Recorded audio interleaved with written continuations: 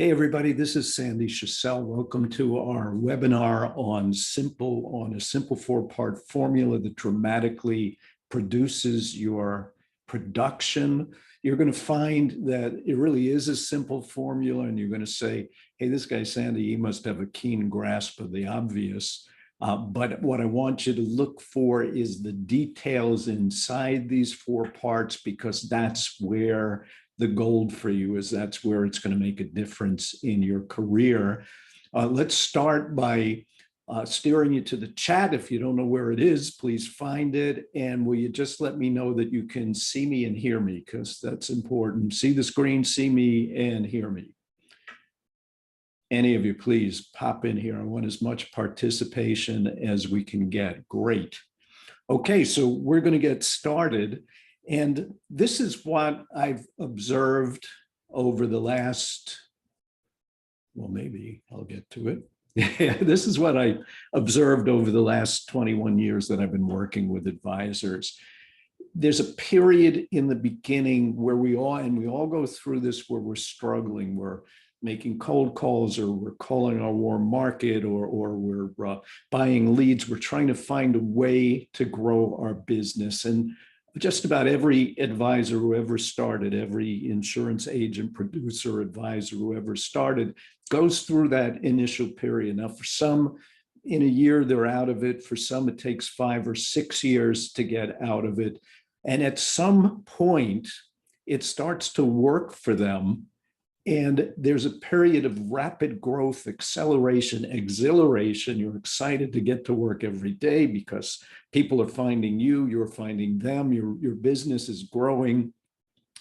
And this is, again, a period that, can last for a little while, but you reach a point, and this happens for almost every advisor. We reach a point that it's growing slowly, it's growing incrementally. It's not growing the way it did during that rapid growth period. Now, for some of us, that period lasts for years. It could be 5 years, 10, 20, 30 years. And if you're okay with that, meaning going up or down 5%, going up 10% each year, if you're okay with that, then you don't really need much help there. There isn't anything you really have to do there, is you just ride along. But most of the people that I work with are not satisfied being there. They want to be in a much higher place. They want to have that excitement that they had in the rapid growth period back. They want to go from somewhere around 100 or 150,000 to double or triple that. And they are trying everything they can to make that happen, but it's not happening for them. And that's where I end up helping people the most. So those are the stages. And when you're in that incremental stage and you want to go into a higher stage, it's because you want bigger results. Maybe you want to earn a lot more money. Maybe you want to help more people, and money isn't that important to you, although most of the people I work with, that's the driving force, but not always. Maybe you just are overworked and you want more time with your family, and you don't know how to get it. You want a team and systems that you can trust, rather than dealing with endless NIGOs and all the other problems that come with not having a good team and systems. And basically, they want more control. They want to have more fun. They want more excitement in the business, the kind of excitement they had in that first growth period. And these are basically the stages that we're talking about. So I'm going to try to do a survey here with you. And please, everybody participate so I can kind of know where you are. And the stages that we're going to talk about is, hey, I'm in the first stage and I'm struggling. I'm in the second stage and I'm accelerating. I'm in the third stage, but I'm okay with that. I'm in the incremental stage, but I'm okay with that. Or I'm in the third stage and growing incrementally, but I want it to be better. And the fourth stage is, look, I'm growing exponentially, but I want new ideas. Tell me where you are. Click the poll, let me know. I'll share the results with you so we can see where we are. And let's see where we went here. Come on, a few more of you. Right now, I don't have very many of you. Let's get into it. That's it, participation. Give me some participation. 11 of you have participated so far. It'll help me help you to know where you are in your business.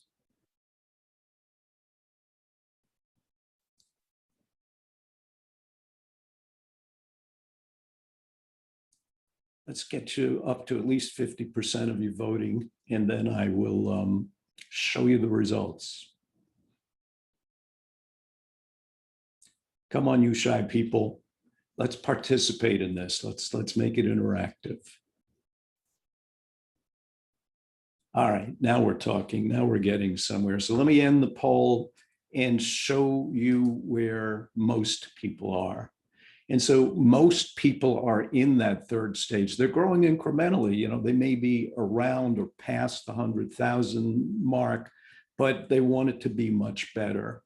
So I think I shared these results with you. Let's pass them. And now the tricky part is getting back into this. Yeah, okay, good. So if you want to dramatically increase your production, you need to learn and use a system that's going to make you successful. And the simpler it is, the better. And so we're talking about a simple success formula. Now, the best simple success formula in existence today that I know of is the one that Napoleon Hill wrote about in Think and Grow Rich in 1935. And it contains these elements. First, a big, hairy, audacious goal, a BHAG. Now, Hill didn't use the phrase big, hairy, audacious. That came from Vern Harnish in a book about Rockefeller. And so it just applies because it's exactly what Napoleon Hill was talking about, a big, hairy, audacious goal. A detailed plan, including daily actions, strategies, systems, and people designed to reach that goal. You don't necessarily have to design that all in the first week that you try this, but as you go along, you develop the systems that you need. You figure out what your daily action has to be to reach that goal. The third is to take intensely focused action every day on the goal. And the fourth is persistence. Now, Napoleon Hill was looking at people like Andrew Carnegie and Thomas Edison. And one of the examples that he gives in his book and that he talks about when he did talks was Edison and the invention of the light bulb. So I want to share the story with you. In 1878, Thomas Edison, who was already a pretty well-known inventor, meaning if he called reporters, they would come because they want to hear what his next great idea is. He decided that what he wanted to do next was create a lamp that ran safely and economically on electricity, of all things. That was the wackiest idea for the time at all, because everyone knew that they had these things called arc lamps, that if you tried to use electricity for lighting, the lamps would explode in thunderstorms. They would fall on buildings and set fire to an entire industrial district. Everyone knew that electricity was not a safe thing to use to create a lamp. But Edison set that as his BHAG. This is what I'm going to do. And he knew it needed to be written down, but he had a fourth grade formal education. So what he loved to do was invite reporters from the newspapers in New York to take a ferry across the Hudson to New Jersey and take a train down to his Menlo Park laboratory, where he announced this time that he was going to create this safe, economical lantern of some kind that would light up cities and towns and homes and hospitals. And electricity was going to be the basis of it. And all of the reporters left. The next day in the newspapers, they all panned him that the crazy inventor had finally really gone crazy. This is an idea that can't possibly work. But Edison had actually told him, I'm going to do this in 6 weeks. I'm going to have a lamp that works. I'm going to give you a plan for building wiring under the city from generators, and we're going to create this electric lamp. And he knew that if you had a goal like that, you had to have a plan. Even a simple plan or a stupid plan was better than no plan. And Edison had basically what was a simple and stupid plan. He had glass blowers ready to create lamps for him. He had mathematicians. He even had one of those newfangled electrical engineer type people. He had everything that he needed except any clue whatsoever of what material or combinations of materials would go into that lamp. And that was the thing that had to be discovered. So his plan was a simple plan. He was going to start testing materials and combinations of materials until he found something that didn't explode, didn't burn, didn't melt, or didn't just sit there and do anything. So he cleared off his laboratory desk, opened his journal, had an assistant cranking a generator. He held the two leads for the generator, and he started testing things. He put a pencil on the lab desk, and he watched to see what happened when his assistant cranked the generator, and he wrote in the journal, pencil, nothing. Then he put the pencil in a pan of water, and he put the leads in the water, and he wrote down water bubbles. Then he saw his cat Felix crossing the lab, and he put him, now you don't want to hear about Felix, but on and on, day after day, Edison was taking intensely focused action on his plan. He did nothing but test materials and combination of materials every single day, all day long and into the night. Now, Edison had said that, I'll do 1,000 or 2,000 experiments. I'll find what works. I'll have it all done in 6 weeks. But 3 months later, 4 months later, 6,000 experiments later, he still hadn't found what worked. Somewhere around the 6,000th experiment, he had put his hand in the top of a kerosene lamp, and he had pulled out the black stuff, the lamp black. And when he rolled it in his fingers, it became a filament, a hair. And he put that down on the lab desk. And when he tested it, it actually glowed for a few seconds before it burnt out. So now he was convinced that it had to do with what's ever in that lamp black. And so he had his staff order vegetation from all over the world, burn it, and create these filaments to see if that would work. So 6 months, 7 months, 8 months, 9 months, he's still doing it. He's still persisting. And somewhere around the 9,000th experiment, after the 9,000th experiment, almost at 10,000, he thought to himself that maybe the problem is these are all exposed to the air. So he had his people create a lamp that he could seal on one end, take the air out of it, the candle, the air out of it, and put the leads in there with a filament and see what happens. And Edison invented the light bulb 13 months later.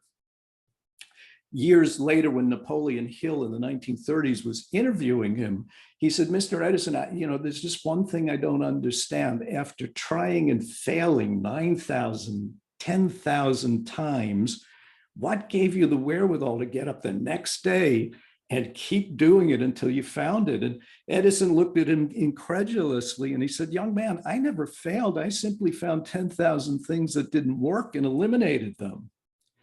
So a goal, a plan, intensely focused action, and persistence. Here's the details of that formula as they apply to you. Let's start with that big, hairy, audacious goal. First of all, it needs to be written. You have to know exactly what it is. It has to be crystal clear. You have to be 100% committed to it. And one of the biggest challenges is we say we want something, but we're not 100% committed to it. And you have to believe that it's just beyond your reach. If it's something that's pretty easy for you to get, like a 10% increase in business, it's not exciting and it's tough to commit to that. It's got to scare you a little to just even tell people about it. And it's got to excite you because it's something that you want to pursue. you got to be on a mission to get it. And I take words like BHAG and goal and mission and vision and put them all together. If you're on a mission to make something happen, Napoleon Hill called it the burning desire. If you've got the burning desire to make something happen, like the Wright brothers, like Edison, you're going to be able to make it happen. Napoleon Hill said there's one quality which one must possess to win, and that is definiteness of purpose, the knowledge of what one wants, and a burning desire to possess it. I happen to like what the 20th century philosopher Yogi Berra says. You have to be careful if you don't know where you're going, because you might not get there. So let me ask you, what's your mission? Now, it could be about money for you, for your family. It could be about other people. Who do you want to serve? What difference do you want to make in their lives? What do you want for you? And if that's money or more assets under management or more recognition in your community, what is that? What do you want? And it can't be just a want to, it has to be a choose to. And let me try to explain the difference of that. I may want to have a fire engine red Ferrari in my driveway, but I haven't chosen to do anything to get it. I may want to learn Spanish, but I haven't really tried to learn it. I may want to play my guitar better. I haven't sat down to try to do that better. Those are want tos. This has to be a choose to. So I want you to take a minute right now and please write it in the chat. I will not share your name with people, but I want to be able to share some of your missions, BHAGs, your vision. And I'll give you a minute to do that. If just a few of you will do that in the chat box for me, that would help us a lot. Don't bother using the Q&A. I don't use it. I use the chat box.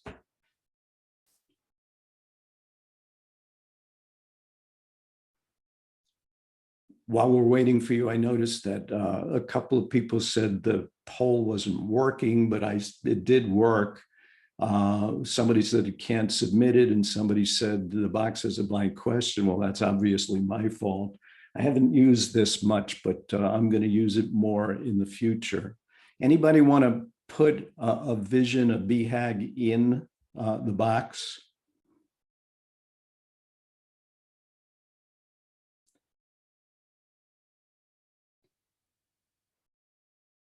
I want to congratulate all of you for showing up today, being that it's the celebration of Independence Day.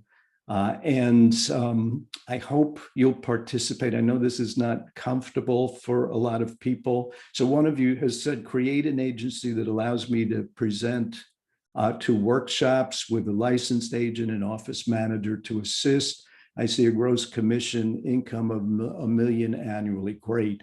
250,000 income to start. Not a final goal, doesn't have to be. You can give me your goal for 2021, because that's really what we're here talking about. To reach 50 million in assets under management, to contact 50 business owners a week, to help them operate their business. That's awesome. And that's actually in the strategy part, but that's great. I want to earn 50,000 per month, helping others get debt free. These are great. Thank you for sharing those. This is the kind of thing, if you're 100% committed to it, it's going to work for you.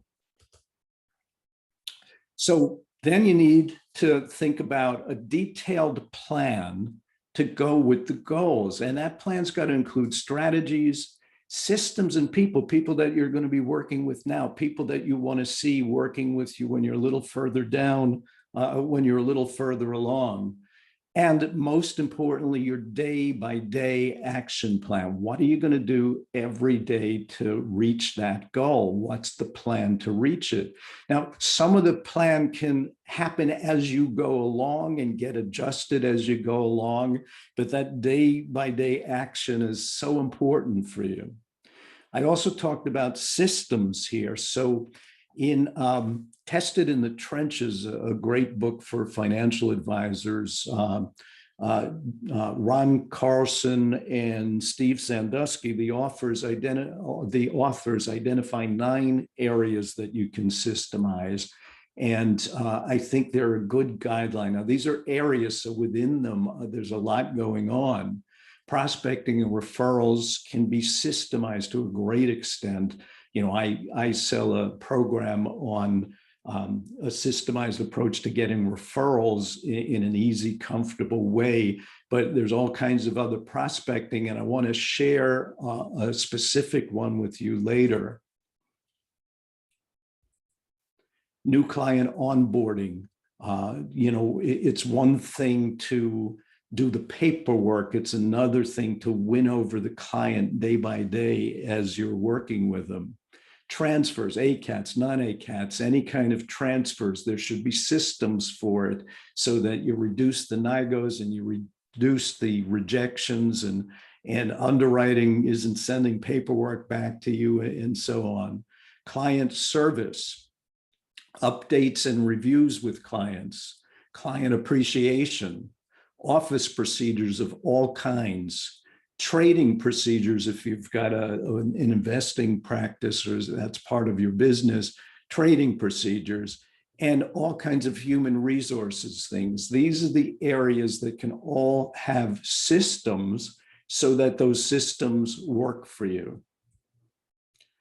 Now, if you stay with me to the end of this program, I'm going to promise you that I'm going to dig into 3 of those systems and give you ideas that may be new to you, maybe something that's a good reminder for you. I definitely want to do that for you. I'll give you 3 systemizing ideas that you can put into play immediately. I also want to talk to you about how to get a month of free help from me. And we're going to do that at the end. So please stick with me till the end.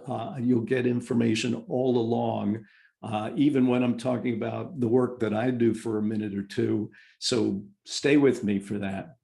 So the third area is intensely focused action. And here's the thing, we're human beings. Even if I have a burning desire to make something happen, I've got emails, I've got computer problems, I've got internet problems, I've got people calling me. And so we tend to get defocused.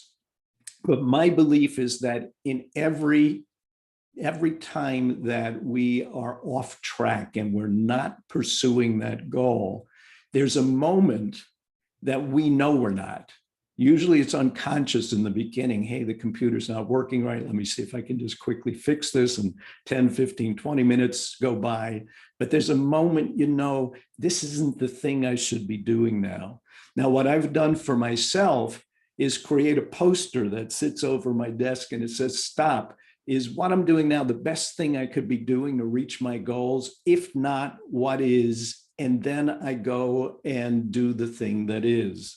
And if you'd like a copy of that, a PDF copy of that poster, just send me a note to sandywillhelp@gmail.com and I will send you back that poster. You can make it as big as you want, but what it will do for you is remind you that you're not being in action. And so if we've got action taken care of, the very last one here is persistence. And the way to deal with persistence is to discipline yourself to be a doer, not a feeler. So let me give you an example of what I mean. Top advisors, and I've interviewed a dozen top of the table advisors. You can find those on YouTube. Top advisors are doers. That means if they lost a big case in underwriting last week and took a big hit, today they're doing exactly what they're supposed to be doing every day to reach their goal.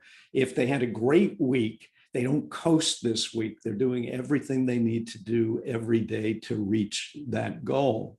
If they have a headache or had a fight with their significant other, or they're hungover, or they're not feeling well, or they didn't get enough sleep last night, they're going to do it anyway. They're going to make themselves do the thing that they're supposed to do every day. Most of us are not like that. Most of us are feelers. That is, if we lost a big case yesterday, I need today to recover. I'm not going to work today.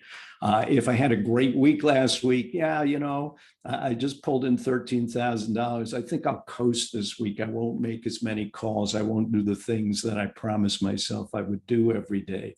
If they had a fight with a significant other, or they were up all night, or they have a headache, or they're not feeling well, those are all feeling reasons not to do the work.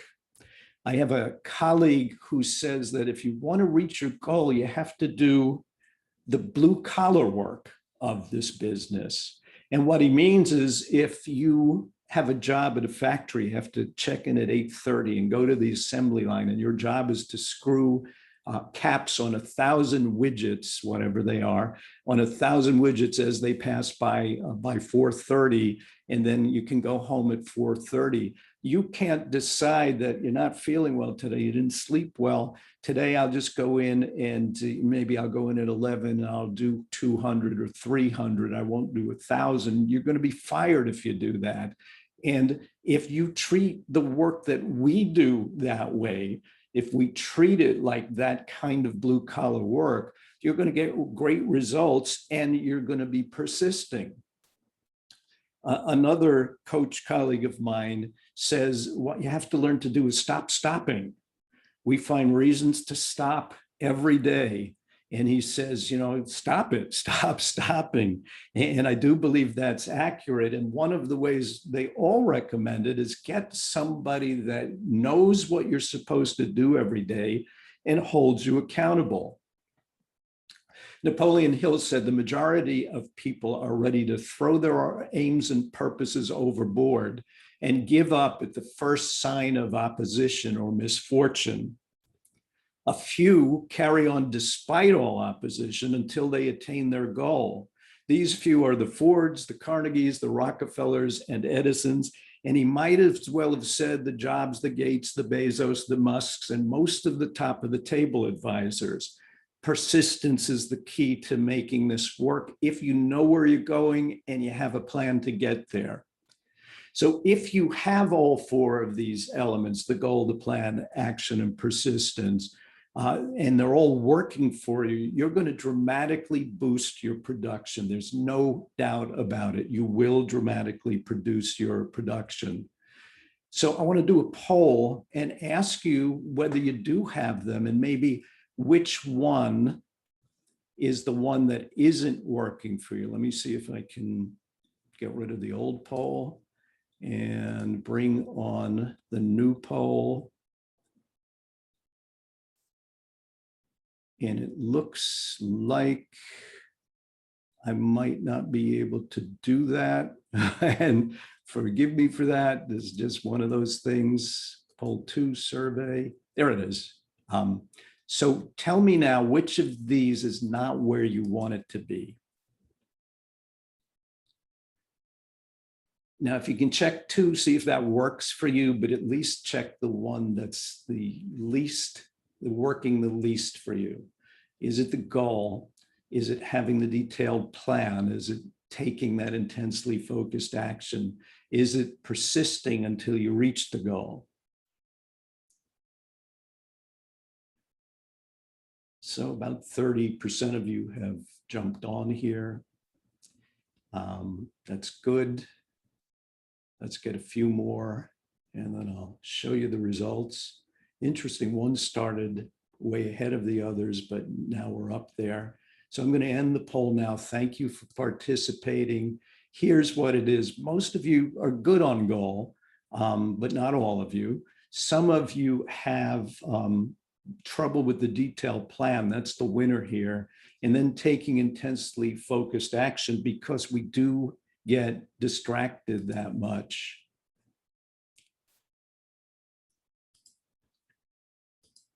And so, if any of these elements are missing for you, and we just saw that, you can say that some of them are, the 2 ways to improve that situation are, 1, doing it on your own, and 2, through the work that I do, which is transformational coaching. If you're doing it on your own, you need to have written out crystal clear goal that you know you're 100% committed to. And one of the problems with that is when I talk to people and they think they've got their goal, they're not 100% committed to them. I'll ask them on a scale of 1 to 10. If 1 is, I don't really care if I reach it, and 10 is, I absolutely have to have it. And they'll say, well, a 7 or 8. Well, to me, a 7 or 8 is a glorified 2. And what we need to do is really look for what is a 9 or a 10 for you. So even if we just focus on the rest of this year, because you're halfway through the year, being able to know exactly what you're committed to is really important. Then you want to start to plan out how you're going to reach it. What's the strategy? What are the systems? And systems is a big one for you. The people, the day-to-day action that you're going to need to take. It doesn't all have to be written out like in the first week that you're doing it. It doesn't work that way. You're going to plan it as you go along, but you need to know what the day-to-day action is to start with. And then get into immediate action on your plan, and don't stop for anything until you're there. I noticed someone said they didn't see the poll results. That's probably my fault. As I told you, this is the first time I'm using the poll. Clearly, the one that came up was the strategy and particularly systems. And the second one was intensely focused action. And they're both things that most advisors need help with. So the other way to do it is through transformational coaching. I just want to spend a minute or two talking about that, and then we'll get into the specifics on some of those systems. And transformational coaching changes the way that you see and navigate your world to boost your performance, accelerate the growth of your business, and get you the results that you want. Now, I work with advisors together to uncover what they really want to happen, what they're 100% committed to. And usually the first thing they come to me with is not the thing that they really want. And so it's interesting that we believe we know what we want, but we don't really. And then we see what's in the way and get rid of it. It will improve your focus. It'll increase your confidence. It'll increase your energy. It'll get you to believe that you can do the thing that you thought was beyond your reach. And it actually does get you the results that you're after. And either in the time we work together, we get you on track for that, or we actually get you there. So you'll end up well on your way to reaching the goal with a great plan and people and systems that you need. Now, the way it generally works is there are 5 areas I work with an advisor on. And even if you have no intention of talking to me about it, understand that you need to know these areas. The first, interestingly enough, is goals. The second is strategies, which is part of planning. The third is mindset. The fourth is skill set. And I'm going to go over all of these with you. And the fifth is energy. Let me talk about goals first. And again, goal, mission, vision, BHAG, whatever you call it. We dig deep into what you really want and are 100% committed to. So that's one of the first things we do is really explore your goals. And if we have a first session, we'll look into that for you. The second thing is strategies. Once you're clear on where you want to go, we'll figure out your overall strategies, what you need to do every day, your systems, your staffing. It's hard to lose focus or get distracted when you're 100% committed to make something happen and you know exactly what you need to do every day to make that happen. So let's talk about mindset, because that's the biggest one. That's the biggest challenge for most people.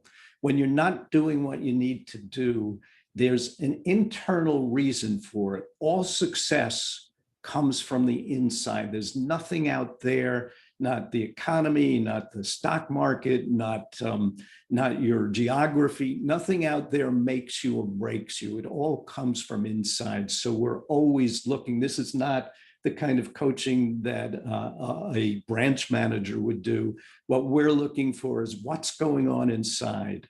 and we figure out what that is, and we find ways to get you around them. Now, these issues can include fears of all kinds, fear of rejection, fear of making a phone call, fear of making a presentation, lack of confidence in any of those areas, limiting beliefs, the belief that we can't do something that we really can, that came from junior high school or somewhere that told us we're not good at it, and we really can be good at it if we want to be. Feeling that you don't deserve more. This is interesting. There's a whole lot of people that feel like I've gone as far as I deserve to go. Feeling that you're not enough, no matter what you do, you're just not enough. No matter what you learn, no matter what you know in this industry, you're not enough. Imposter syndrome, the fear that somebody's going to figure out you don't know what you're doing and call you out on it and ruin your career. A need to be liked. Now, hey, what's wrong with being liked? But what happens is the need to be liked and the need to please get in the way of actually serving a client. So if you know they're not going to be comfortable talking about something like long-term care, hey, we just don't talk about it, instead of serving them and having the discussion anyway. So those things get in the way. Leadership and communication issues are another place. Most of us don't say exactly what we want or exactly what our people need to hear, our prospects need to hear, our clients need to hear, and those are issues of leadership and communication. The fourth area that I work with advisors on in transformational coaching is skill set. My experience of 21 years working with advisors at every level gives me ways to supplement skills that you already have. You may be very good at some things. You may not be good at some things at all, but I can supplement anything that you're doing.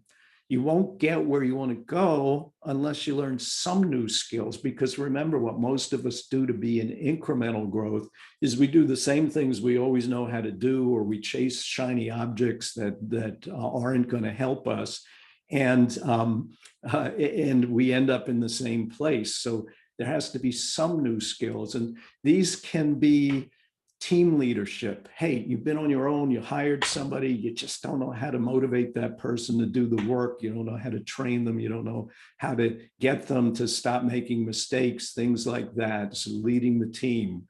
Sales leadership. Some of us think we're really good at closing, and we don't understand how to do that in a way that would actually make us even more effective. More powerful communications with everyone. Designing and implementing systems, that's probably the biggest one. It was certainly the biggest one in the poll. Partner relationships, time management, organization skills, presentation skills, even prospecting and sales skills. You know, you may have a great system, but because I've worked with so many advisors, I may be able to add something to that system that you have. And the last area is energy. We all have people, places, and things that either excite us and get us moving or suck the life out of us. And if you want to keep in action and you want to be persistent, you need to have energy. And when you're not taking action or you're not persisting, we find the source of the energy drain and we expand your energy so you can do more in less time, much more in less time. People ask me, well, how does it work? So the coaching that I do is individual coaching, usually delivered in 1 hour scheduled sessions 3 times a month for 6 months. But in between the scheduled sessions, you have unlimited access to me to share something cool that just happened, to ask for help with something that's about to happen or just happened. And that's by text or phone, or we can get on a call, or we can even get on a Zoom call to get there. So the process is simple. You will be the process if we do transformational coaching. You're different than everybody else. Your challenges are different. Your skills are different. You are the process. We explore what needs to be done in every scheduled session. We make sure we're in agreement on it. And we discuss what isn't working and we fix it. And then we agree on your next steps. In other words, you talk, I listen, and then together We rock your world. We change the way you look at it so that you perform better in it. People ask me, when can I expect results? And there are dozens of testimonials on the internet about results. I just want to share two of them with you very quickly. Julia said, Sandy has allowed me to find what drives my passion. After 1 month, my business has tripled when compared to January of last year. Dan said, a month or two into our work together, I started to see big changes. I had my best January ever. And although I thought it might be a fluke, February was even better. The slow times had really stopped happening. I know that this isn't for everyone, but I can tell you this for sure. If you've had some success, but you're not getting where you really want to go, which is really the majority on that first poll, this coaching is for you. So we're going to get to the details of systems. I want to give you something valuable that you can walk away from. I hope you've gotten value up till now. I definitely want you to have that. Here's what I want to offer you. Let's spend an hour together. I don't try to sell anybody. If you want a coaching program, you can ask me about it, but I'm giving everybody here the opportunity to spend an hour. We can talk about goals. We can talk about systems. We can talk about anything that's going to help you get where you need to go. We can talk about lack of focus and intensely focused action. If you're one of the first three to reach out to sandywillhelp@gmail.com, I will offer you, if it's appropriate, a full month of working with me, extra time to work with me. That's, if that works for you, that's great. Now, if you're fourth, fifth, 10th, wherever you are, you're still going to get a lot of benefit out of the hour. So I see a question here. With so many pros and gurus focusing on the insurance field with proven systems, what makes you a better option or alternative? This isn't about me, first of all. This is about finding what's wrong inside, what's not working inside versus giving you some new system that works. I'm not going to basically give you a new system. I'm going to say that you already have within you the ability to do all the things that aren't working for you. We're going to figure out what those are, and we're going to change the way you're viewing the world to get the results that you want. So let's talk about details. Let me just go back to this for a minute. So I showed you these 9 areas that you can systemize as done by Ron Carlson. Let's talk about one part of prospecting and referrals, and that's working with your warm market. So one reason that we don't call our warm market, that we have people that we've never reached out to, is that we think we're bothering them. And anybody who's viewing the world that way definitely needs my help. Another reason is that, yeah, you know, I don't have much of a relationship with it. In this hypothetical situation, I haven't talked to Michael R. in 6 years. You know, we're connected on Facebook, we're connected on LinkedIn, but we really haven't had much communication. And the mistake that advisors make is that they think they can leap from 2 to 10. 10 would be where it'd be easy to talk to them about sitting down together. It was easy to get referrals from them. They think they can just make that leap. And what I would advise you to do is to sit down and list a whole bunch of people that you think might be good clients that you haven't really talked to, and see where your relationship with them. Is it a 2 where you haven't talked to them in years? Is it a 5 where maybe it's been 2 years since you had any kind of conversation with them? Is it an 8 where you talked to her a couple of months ago, but you didn't really talk about business? And instead of trying to move them to 10 in your relationship with them, move them one step. What could I do with Michael? Could I message him on Facebook? Could I reach out to move him by one step? Could I move Carrie from an 8 to a 9? Can I move Richard from a 5 to a 6. I have a question here.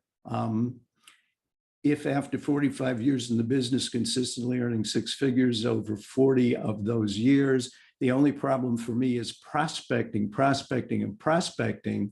I have milked my client base, so now what? That's a great thing for us to discuss when we talk together, because I can share lots of ideas with you, but there's not enough time in this program to do that. Please make the time with me. There's no pressure on you in any way, and I would love to answer that for you.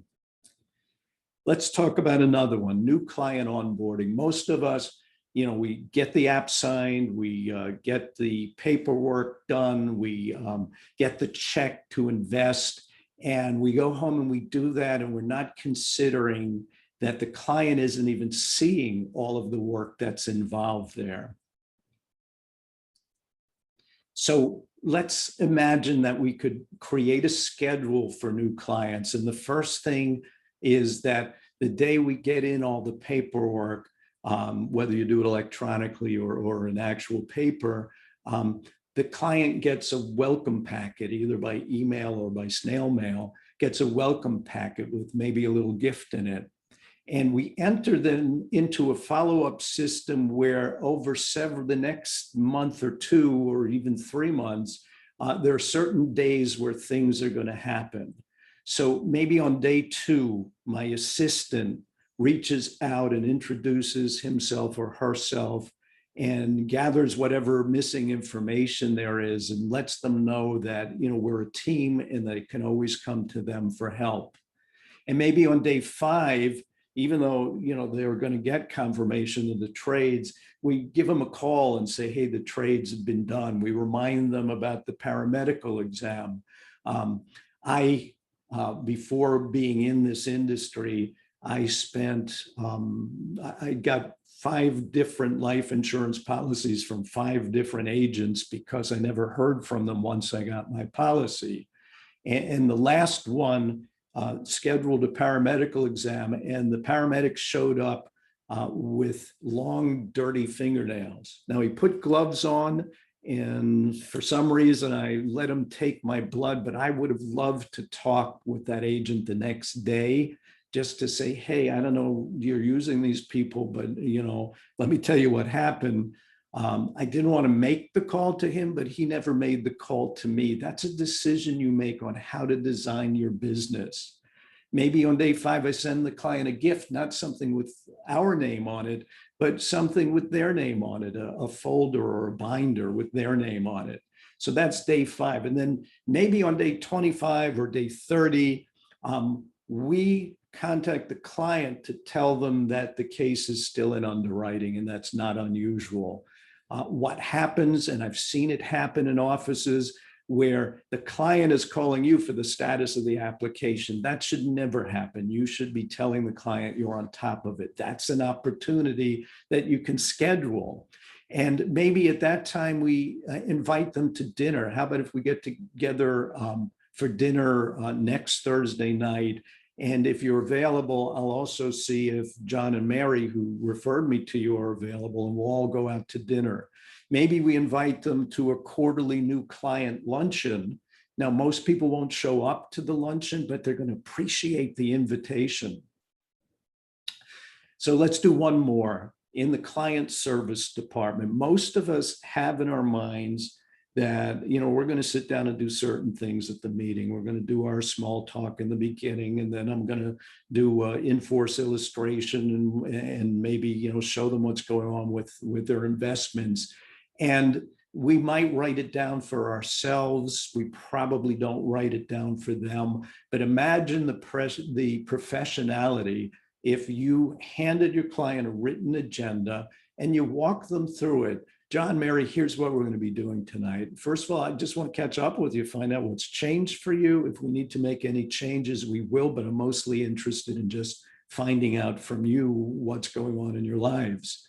Then I want to review what we have in place and see if we need to make any adjustments in that, and see how you feel about things.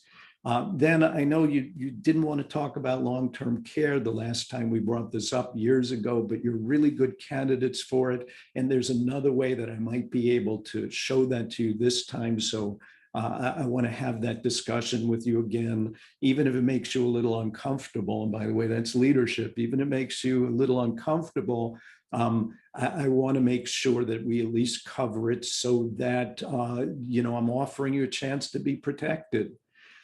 Then I want to spend a little time asking you some questions about our relationship. I think we've got a good one, but I have some specific questions I want to ask you about it.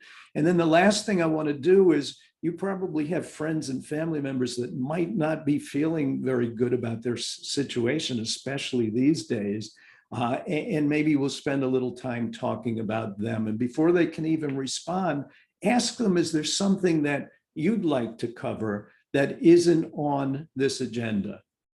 And so that's the way you can do it. And by doing it in writing and giving it to them, they'll say, wow, so formal, but they're gonna get it. They're gonna appreciate it the way they appreciate the professionality in a doctor's office. So again, if you want to be one of the first three and get a chance for having a month at my expense with you, I'm willing to do that. If you just want to spend that hour where there's no pressure and I can really help you with any of this, please contact me by email. And if we can't come up with a date, I'll send you a calendar link. But before you leave, even if you have no questions, would you at least give me a comment about what you got out of this? Was it too basic? Did you get good information? Did you get bad information? Did you get something so that I know that I'm not putting my time and effort into these sessions for nothing? So I will stay here. If you have questions, I'll make sure that we handle those questions. But if you don't have questions before you leave, will you at least just give me a comment?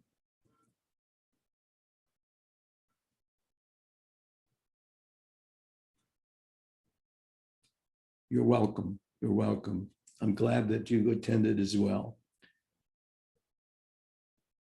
Yeah, the discussion of systems is eye-opening. It can change everything, and most of us don't know how to do it, but that's something I can help with.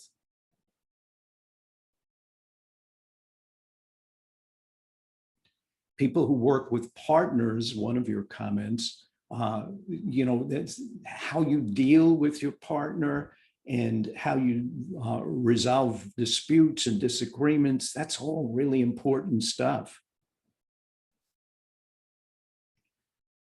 One of you said, I learned a few points that I hadn't been thinking about. Good. I mean, sometimes it's just the reminder that this is something that I need to do.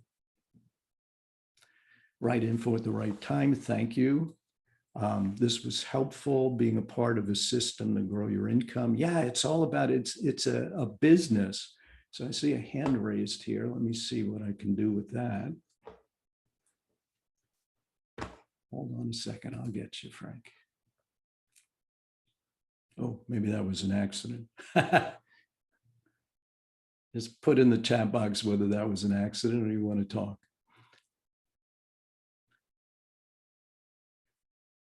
All right, then. I appreciate. Will this be on YouTube? Yes, we will. In a couple of days, it'll be up for anybody to watch again. And a lot of people signed up for this, but because it's July 5th, didn't show. So I'm sure there'll be a lot of people who want that. Somebody just left me a voicemail message. Great, I'll respond to it as soon as I'm free. Saw a couple of things I can work on.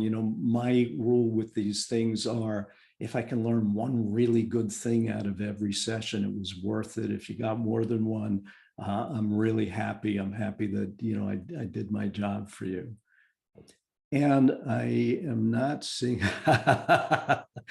you woke me up on this day off. I appreciate that. We need waking up, Oops, somebody missed the first 27 minutes, but that's okay. We'll get you on YouTube. I want you to particularly pay attention to the phases that we go through as advisors, and what's different at each phase, and that's helpful. I thank you all for your comments. I'm not seeing questions, which is fine. Save your questions and talk to me. Write me at sandywillhelp@gmail.com, and I will arrange a time to talk with you, and we'll get in deep. Somebody asked me before, like, well, we have all these gurus. I don't hold myself out as a guru. My specialty is helping people get what they want by clearing away the things that are in the way. Most people run out and buy a new training, and they don't need more information. They need transformation, and that's what transformational coaching is all about. So I thank you all for being here, and I hope I see you privately.